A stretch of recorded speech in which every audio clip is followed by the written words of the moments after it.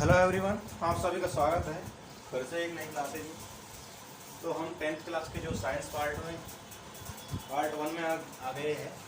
Part 1 के बाद में हम पार्ट 2 में देखेंगे। तो इसमें चल रहा था हमारा रासायनिक अभिक्रिया एवं समीकरण। तो इसमें देखते हैं पहले पार्ट में हमने कुछ देखा था, उसके बारे में हम एक बार फिर से रिवाइज कर देते हैं। तो उसमें रासायनिक अभिक्रिया क्या होती है, तो ऐसे परिवर्तन जिनमें नए गुणों वाले पदार्थों का निर्माण होता है उसे हम रासायनिक अभिक्रिया कहते हैं। देन उसके बाद में हमने देखा था तो ऐसे परिवर्तन जिसमें नए गुणों वाले पदार्थों का निर्माण हो रहा था उसे हम रासायनिक अभिक्रिया कह रहे थे। ऐसे पदार्थ जो किसी रासायनिक अभिक्रिया में हिस्सा लेते हैं उन्हें हम अभिकारक या फिर क्रियाकारक या फिर रिएजेंट कहते हैं। उसके बाद में हम ऐसे पदार्थ जिनका निर्माण रासायनिक अभिक्रिया में होता है उन्हें हम उत्पाद कहते हैं। उसके बाद में हमने कुछ उदाहरण देखे थे, जैसे कि भोजन का पाचन। भोजन की पाचन में जैसे हमने भोजन करने के बाद में हम मल के रूप में उसे त्याग देते हैं। उसके बाद में हमने इसमें श्वसन, लोहे पर जंग लगना, मैग्नीशियम पीते का जलना और दही का बनना आदि उदाहरणों के बारे में समझा था। देन उसके बाद में हमने रासायनिक अभिक्रिया के जो परीक्षण करने पर कौन कौन से परिवर्तन आते हैं उसके बारे में देखा था। तो उसमें हमने अवस्था में परिवर्तन, उसके बाद में रंग में परिवर्तन, तापमान में परिवर्तन और गैस में या गैस का उत्सर्जन। उसके बाद में हमने रासायनिक परिवर्तन को किस प्रकार से प्रदर्शित किया जाता है तो उसमें सभी समीकरण के इसे देखा था हमने। उसमें एक उदाहरण देखा था, इसमें जिंक की हमने सल्फ्यूरिक अम्ल से अभिक्रिया करवाई थी। तो उसमें जिंक सल्फेट में हाइड्रोजन गैस बाहर निकल रही थी। देन उसके बाद में हम आगे देखते हैं, उसके बाद में रासायनिक समीकरण। तो रासायनिक समीकरण को हम देखते हैं, रासायनिक अभिक्रिया रासायनिक समीकरण द्वारा निरूपित की जाती है। तो इसमें समझते हैं कि रासायनिक समीकरण को किस प्रकार से हम संतुलित कर सकते हैं, तो उसके बारे में देखेंगे आज इस वीडियो में। पूरी वीडियो उसके बारे में रहेगा। तो इसमें देखते हैं तो रासायनिक समीकरण में रासायनिक अभिक्रिया रासायनिक समीकरण द्वारा निरूपित की जाती है। रासायनिक समीकरण में तत्वों के प्रतीक या अभिकारक या रिएजेंट जिसे हम क्रियाकारक और उत्पाद को रासायनिक सूत्र की उनकी भौतिक अवस्था के साथ साथ लिखे जाते हैं। तो हम जैसे ही रासायनिक समीकरण लिखते हैं तो उसमें तत्वों के प्रतीक लिखते हैं सबसे पहले। उसके बाद में हम अभिकारक लिखते हैं, ये क्रियाकारक, ये रिएजेंट जैसे बोल सकते हैं। देन उसके बाद में हमें जब उनकी रिएक्शन करवाते हैं तो उसके बाद में हमें प्रोडक्ट जैसे हम उत्पाद प्राप्त होते हैं। उसके बाद में हम जैसे रासायनिक अभिक्रिया में आवश्यक परिस्थितियाँ जैसे ताप, जैसे टेम्परेचर, दाब हुआ, प्रेशर और उत्प्रेरक जिसे हम एंजाइम के रूप में ले सकते हैं। तो इसकी बहुत ही महत्वपूर्ण भूमिका होती है। ये क्या करता है, ये अभिक्रिया की रिएक्शन को बढ़ा भी सकता है और घटा भी सकता है। देन उसके बाद में इसका कोई भी काम नहीं रहता है। तो ये ओनली रिएक्शन की अभिक्रिया को बढ़ाने का काम करता है या फिर घटाने का काम करता है।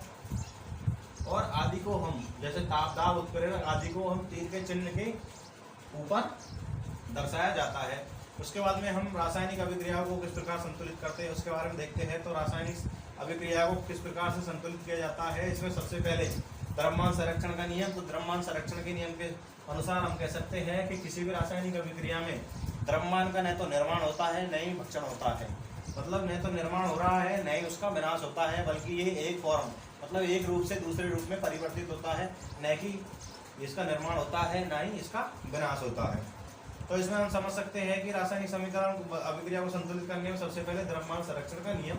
तो इसमें किसी भी रासायनिक अभिक्रिया में न तो द्रव्यमान का निर्माण होता है और न ही विनाश होता है।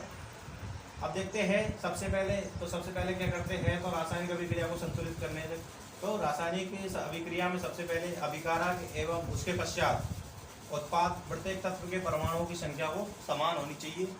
तो सबसे पहले हम रासायनिक अभिक्रिया का समीकरण लिखेंगे। उसके बाद में उसमें जो अभिकारक में जो हिस्सा लेने वाले जो अभिकारक जिसे हम अभिकारक या फिर क्रियाकारक कह सकते हैं, उसके बाद में हमें अभिक्रिया करवाने के बाद में हमें उत्पाद प्राप्त होता है। तो उनकी सबसे पहले हम परमाणुओं की समान संख्या होनी चाहिए। तो हम उन्हें संतुलित करने के लिए सबसे पहले उन परमाणुओं की संख्या क्या होनी चाहिए, समान होनी चाहिए। देन इसके बाद में हम देखते हैं इसमें फर्स्ट चरणबद्ध संतुलित करना जिसे हम हिट एंड ट्रायल जो मेथड होता है उसके बारे में देखते हैं। स्टेप 1 देखते हैं। इसमें रासायनिक समीकरण लिखकर प्रत्येक सूत्र के चारों ओर बॉक्स बना देते हैं।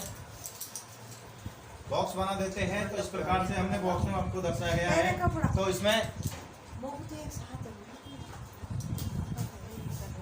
तो इसमें देखते हैं कि जैसे आयरन की हम जल के साथ में अभिक्रिया करवाते हैं तो हमें Fe2O3 प्राप्त हो रहा है, प्लस में हमें हाइड्रोजन गैस प्राप्त हो रही है।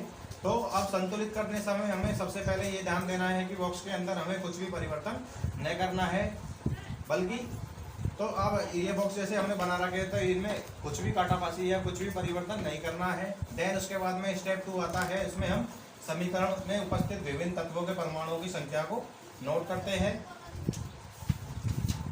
देन इसके बाद में हम स्टेप 3 के बारे में समझेंगे। तो इसमें किस प्रकार से है तो इसके बारे में देखते हैं।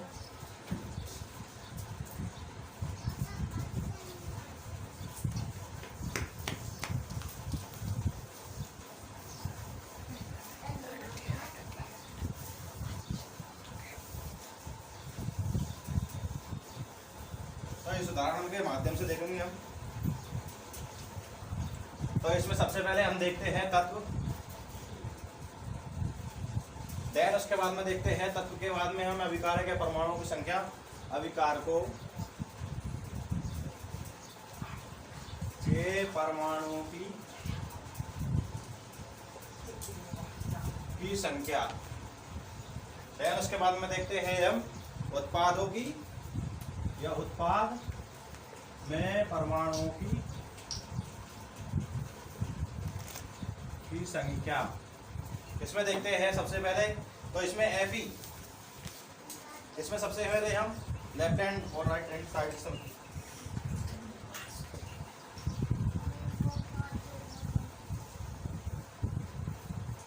तो इसमें देखते हैं तत्व कौन सा है। तो सबसे पहले इसमें Fe तत्व हो गया, और दूसरा है जो हमारा हाइड्रोजन और ऑक्सीजन।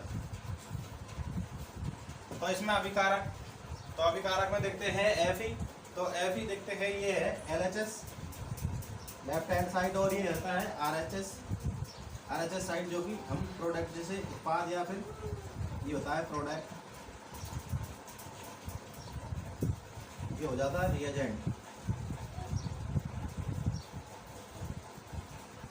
तो इसमें समझ सकते हैं कि हम देखते हैं Fe की, इसमें Fe की जो अभिकारकों की संख्या है वो कितनी है, 1। तो ये हम 1 लिख देंगे। उसके बाद में देखते हैं हाइड्रोजन की, तो हाइड्रोजन की इसमें कितनी है, तो हाइड्रोजन की इसमें 2 है। तो इसके बाद में हम हाइड्रोजन की 2, और ऑक्सीजन कितनी है, तो 1 है। उसके बाद में हम उत्पाद में देखते हैं, इसको थोड़ा सा साइड में ले लेते हैं, परमाणुओं की संख्या या फिर नंबर लिख देते हैं। उसके बाद में इसको मिटा के हम उत्पाद की, जो उत्पाद में परमाणुओं की संख्या, तो उत्पाद में परमाणुओं की संख्या देखते हैं। तो इसमें Fe जो हमारा आयरन, इसकी कितनी संख्या है, तो इसकी 2 है। और ऑक्सीजन की या फिर हाइड्रोजन की देख सकते हैं, तो हाइड्रोजन की कितनी है, 2 है। और ऑक्सीजन कितनी है, यहाँ पे 3 है।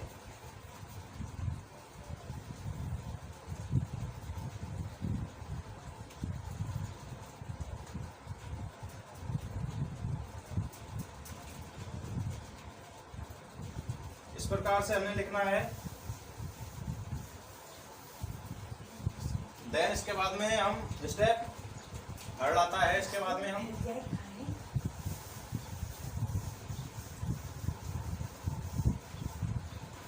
स्टेप 3 में देखते हैं। स्टेप 3 में क्या करना है हमें, स्टेप 3 में सबसे पहले अधिक परमाणु वाले तत्व को अभिकारक या फिर उत्पाद की जो साइड अनुचित गुणांक लगाकर संतुलित करना है। तो सबसे पहले देखते हैं सबसे अधिक,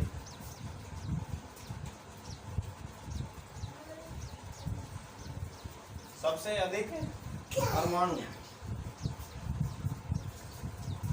सबसे अधिक परमाणु वाले तत्व, सबसे अधिक परमाणु वाले तत्व को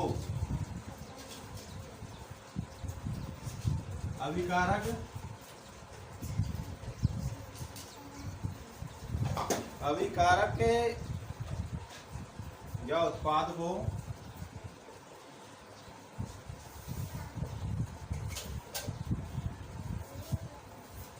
उत्पाद की साइड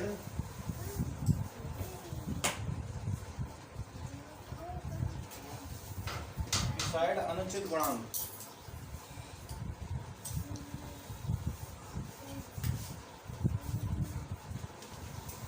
अनुचित गुणांक लगाकर संतुलित करो। तो अनुचित गुणांक लगाकर हम संतुलित करते हैं।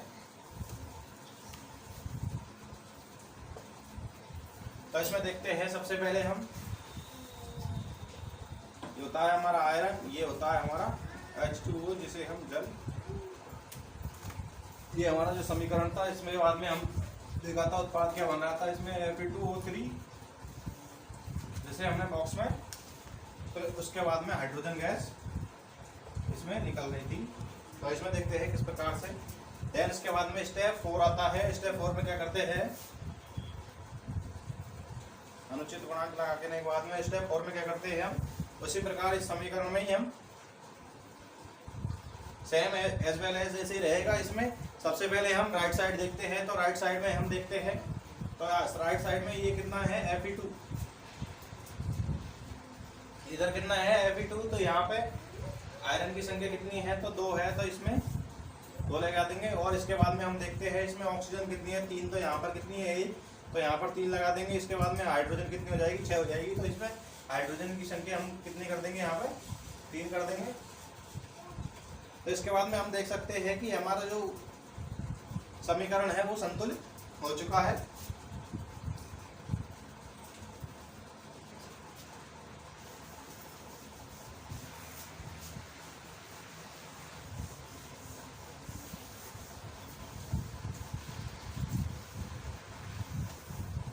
इस प्रकार से हम समीकरण को संतुलित करते हैं। देन इसके बाद में अब हम देखते हैं कि किस प्रकार से हम ठोस, लिक्विड, जो द्रव्य और गैसीय अवस्था और जलीय अवस्था होती है उसको किस प्रकार से हम उस पर दर्शाते हैं, उसके बारे में देखते हैं। तो हमारा जो स्टेप 5 आता है,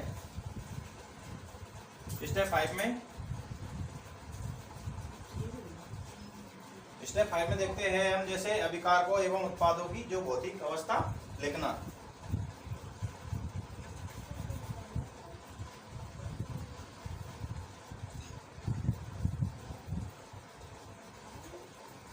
उत्पादों की भौतिक अवस्था लिखना। तो हम किस प्रकार से समीकरण में या फिर रासायनिक समीकरण जिसे बोल सकते हैं उसमें किस प्रकार से अभिकारक और रासायनिक इनकी जो अभिक्रिया को लिखते हैं। तो हम देखते हैं इसमें ठोस को हम इंग्लिश में सॉलिड, इसमें हम इसका जो प्रतीक लेंगे वो S। देन इसके बाद में द्रव क्या होता है, लिक्विड, जिसका हम H। और उसके बाद में हम जैसे गैसीय अवस्था,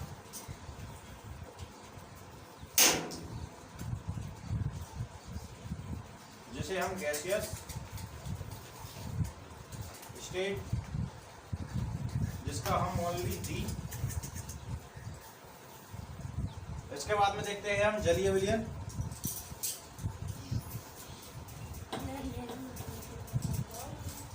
जिसे हम एक्वियस फॉर्म, एक्वियस सॉल्यूशन, जिसका हम AQ लेते हैं। तो इस प्रकार से हम देख सकते हैं। तो इसमें हम समीकरण लिखते हैं जैसे Fe, इसको हम देखते हैं, आपको एक समीकरण में दिखाएंगे कैसे। तो ये Fe क्या होता है, सॉलिड, बोरम होती है प्लस में, इसमें देखते हैं। इसके बाद में हम जल आप जानते हैं किस प्रकार के बोरम होता है, तो ये होता है लिक्विड। इसके बाद में जो इसका जो हमें उत्पाद प्राप्त होगा Fe2O,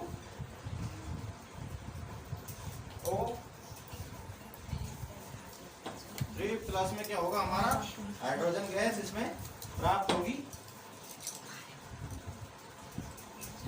तो इस प्रकार से हमने अभी आपको संतुलित करना बताया था। तो इस प्रकार से इनमें भौतिक अवस्था ये हमारी जो होती है फिजिकल स्टेट होती है। फिजिकल स्टेट को हम इसमें इस प्रकार से दर्शाते हैं। तो आज के लिए इतना ही काफ़ी। नेक्स्ट वीडियो देखने के लिए जल्दी हमारे साथ बने रहिएगा। अगर आपको वीडियो पसंद आई हो तो हमारी वीडियो को लाइक करें और चैनल को सब्सक्राइब करें। थैंक यू, धन्यवाद, जय हिंद।